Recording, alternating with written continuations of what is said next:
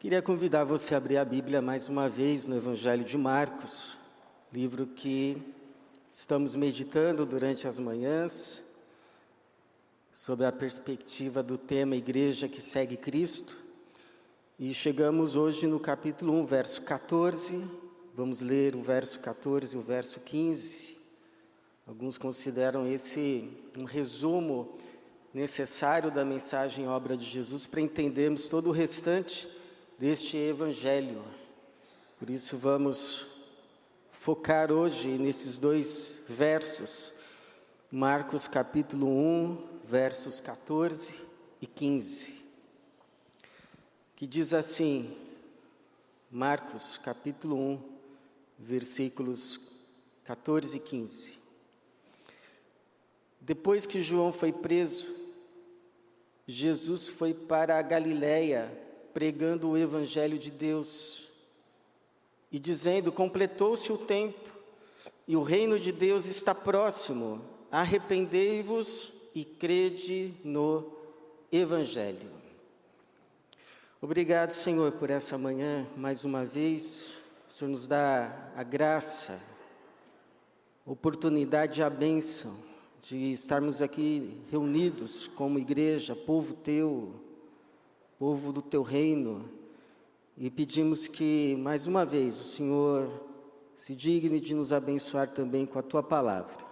O Senhor que já ouviu as nossas orações, recebeu os nossos cânticos, os nossos louvores, fale também conosco, para a tua glória mesmo, e em nome de Jesus. Amém. Qual foi a mensagem central de Jesus? Sobre o que ele mais pregou, mais ensinou? Qual foi o seu tema predominante? Alguém poderia dizer assim, foi sobre a salvação, porque o próprio nome de Jesus significa o Senhor salva. Jesus deve ter falado mais a respeito da salvação. Outros poderiam dizer, na verdade, o tema central de Jesus foi amor, porque ele chegou a dizer: nisto sabereis, o mundo saberá que sois os meus discípulos, se vos amardes uns aos outros. Um novo mandamento vos dou, amem-se uns aos outros, como eu vos amei. Ele foi a própria encarnação do amor. Sua mensagem central deve ter sido amor. E ainda outro poderia arriscar, eu acho que a mensagem central de Jesus foi o céu. Ele veio do céu para nos abrir caminho para o céu. Ele mesmo disse: na casa de meu pai há muitas moradas, se não fosse assim, eu vos teria dito, pois vou preparar-vos lugar. É verdade que Jesus falou a respeito de todas essas coisas, todos esses temas, mas tudo isso debaixo de um tema maior, de um tema guarda-chuva, de um tema que foi o seu tema principal, central, predominante em todo o seu ensino e na sua ação, qual seja o reino de Deus. O reino de Deus. Veja que Jesus termina o seu ministério terreno ensinando sobre o reino de Deus. Se você for lá em Atos 1:3, está escrito: depois de ter sofrido, apresentou-se vivo também a eles, aparecendo-lhes por 40 dias e falando das coisas referentes ao reino de Deus. Durante o seu ministério, ele falou a respeito do reino de Deus por meio de parábolas, as chamadas parábolas do reino.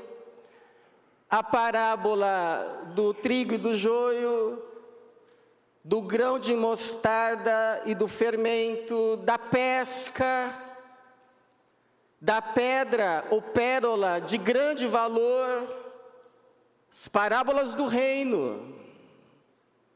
A sua ação manifestava a presença do reino. Ele vai dizer assim em Mateus 12, versículo 28, mas se é pelo Espírito de Deus que expulsa os demônios, então o reino de Deus chegou a vós. E ele começa o seu ministério público, a sua primeira pregação, sua primeira mensagem, se é que podemos dizer assim, o seu primeiro sermão teve como tema, qual tema? Reino de Deus.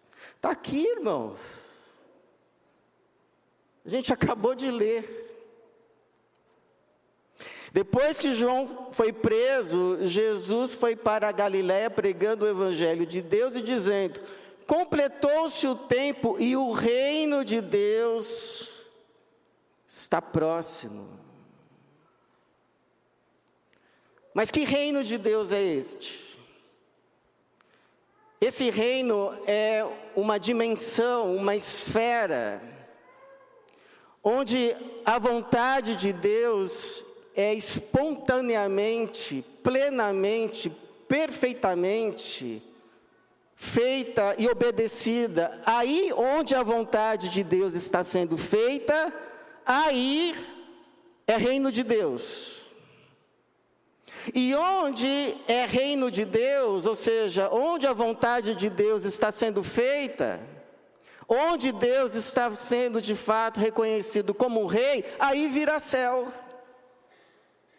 Onde a vontade de Deus é feita, o céu chega.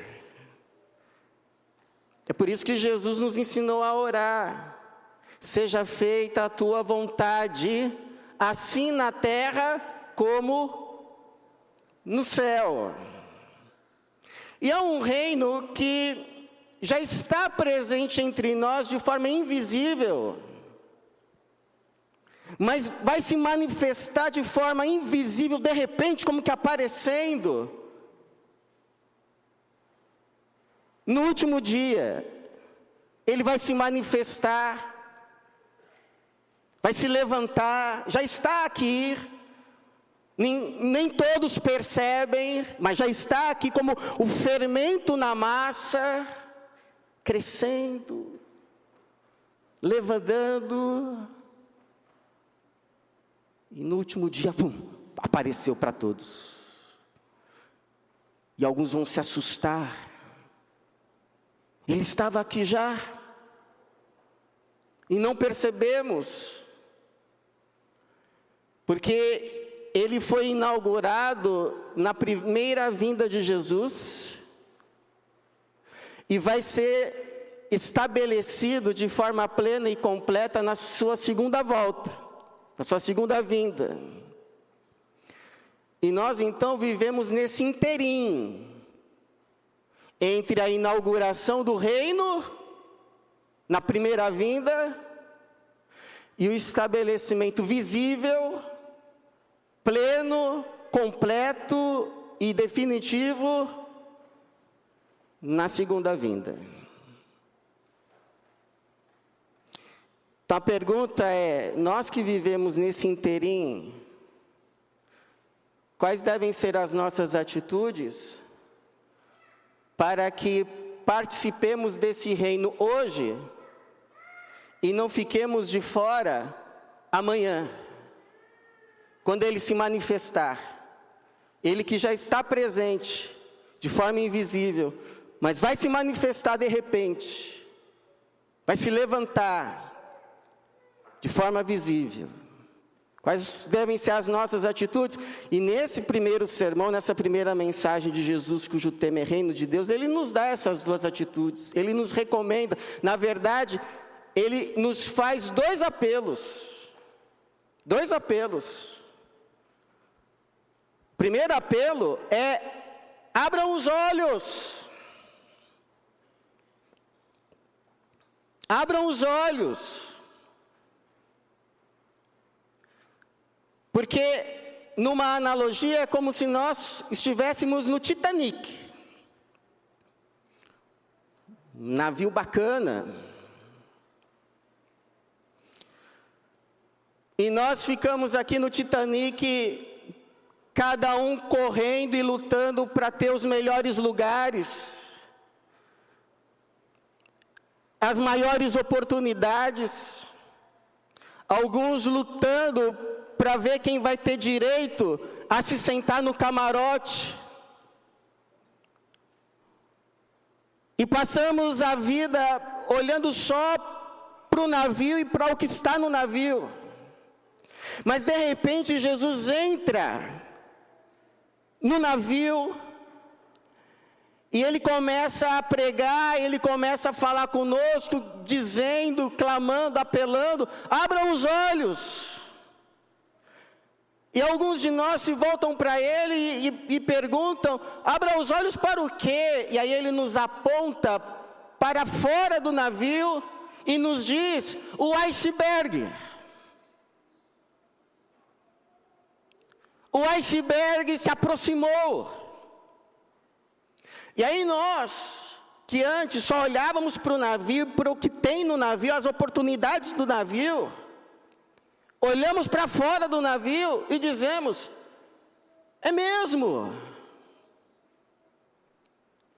O iceberg está se aproximando. Na verdade, já se aproximou. Aí eu pergunto: essa visão ampliada, que conseguiu agora olhar para fora e enxergar, essa visão ampliada mudaria, reorientaria a nossa vida no navio ou não? Eu creio que sim. Esse é o sentido de arrependei-vos.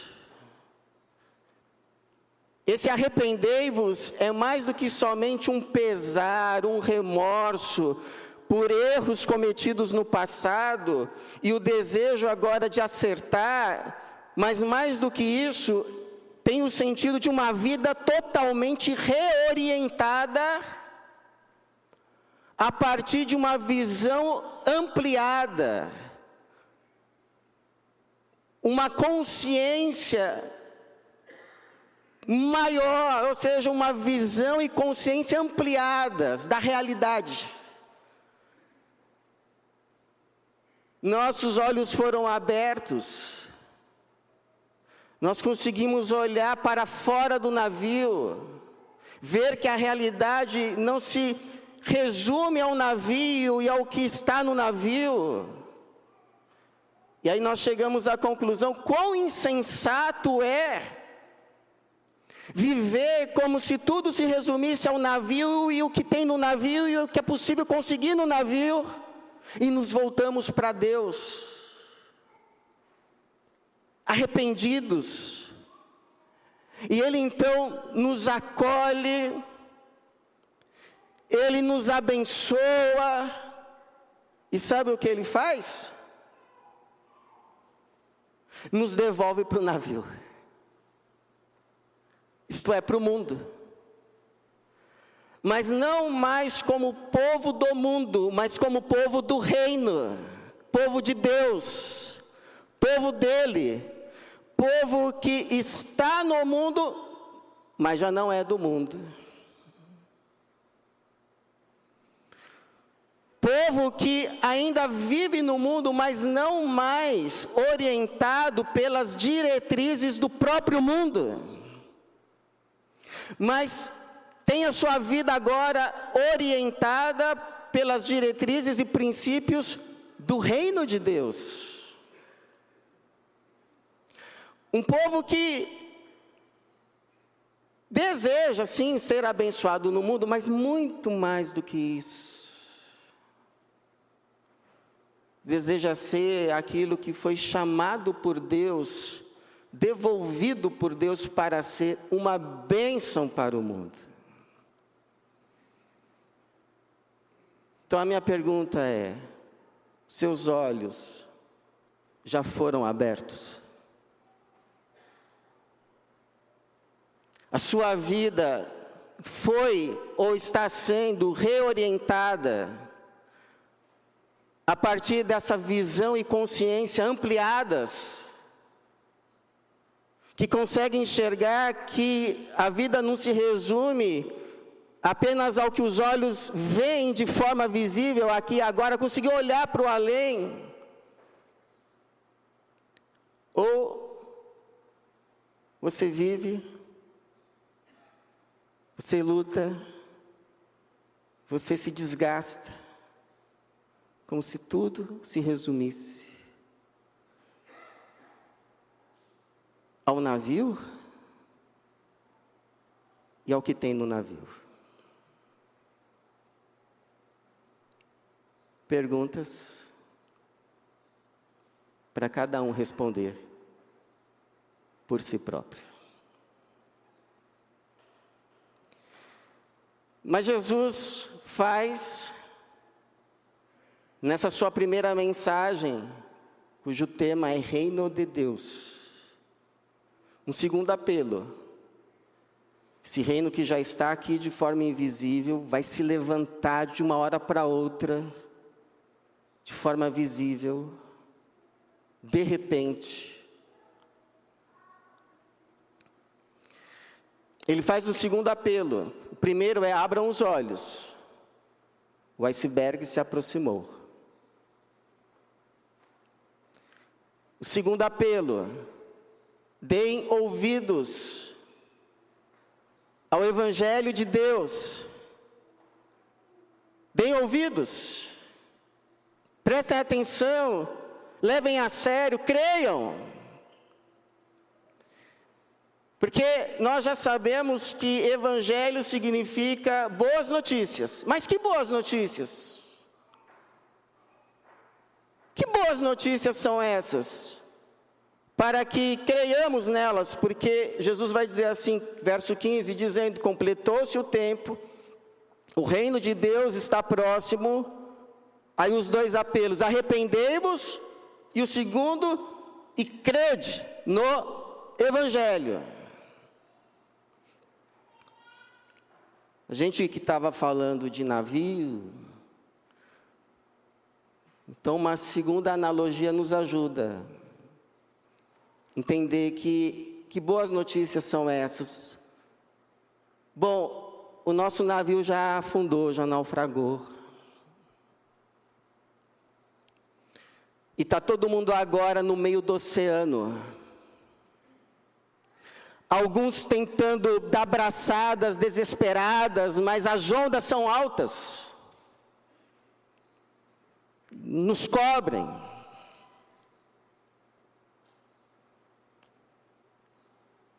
É impossível querer se salvar por si mesmo, no meio do oceano. Outros se agarram aos destroços do navio, mas já sentem o corpo congelar. Já não sentem as pernas. E outros estão se afogando, tentando resgatar os bens que foram perdidos. Trágico, deplorável. Mas nisso passa um navio de resgate. E lá de cima nos jogam boias salva-vidas. E nós nos agarramos a elas, tendo a certeza que é a nossa única chance de salvação. E aqueles que se agarram a elas, são puxados, são resgatados. E são recebidos então a bordo do navio. Nós somos recebidos, nós somos bem tratados, nos dão assentos, nos dão cobertores, nos dão alimento, nos dão bebidas para aquecer o nosso corpo.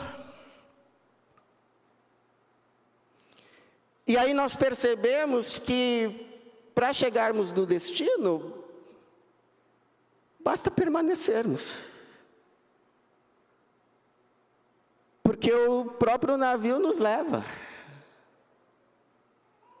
É ele que nos leva. Então nós permanecemos. E enquanto vamos, também vamos nos apercebendo que tem pessoas lá na frente jogando boias para outros que estão ainda no oceano, que são encontrados também no oceano. Tem outros ali recebendo aqueles que estão sendo acabados de serem resgatados. Tem outros na cozinha, preparando os alimentos. Tem outros trazendo os alimentos, servindo. E nós descobrimos que essas pessoas que foram usadas para nos resgatar, foram pessoas resgatadas também. Aí chega uma hora que a gente fala assim, mas eu também quero ajudar com alguma coisa. Eu também sei fazer alguma coisa, eu também queria ajudar. E aí alguns de nós vão lá para a frente do navio, lançar boias, para quem ainda está se afogando. Outros vão para a parte que vai receber aqueles que estão sendo resgatados. Outros vão para a cozinha. Outros vão servir. Outros vão cuidar da ordem do navio, para que tudo fique limpo, tudo fique em ordem. Enquanto o navio vai navegando seguro para o reino do bem, a terra sem mal. Navio esse cujo nome é Jesus. Jesus. Do lado do navio está escrito assim o nome do navio, em vermelho carmesim. Jesus Cristo. Jesus Cristo. E tudo que está nele,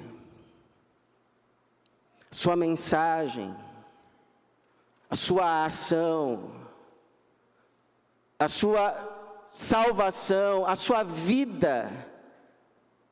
Este é o Evangelho, estas são as boas notícias de Deus para nós, que estávamos nós perdidos, nada que pudéssemos fazer nos salvaria, mas fomos resgatados. Fomos acolhidos, fomos bem tratados, fomos alimentados.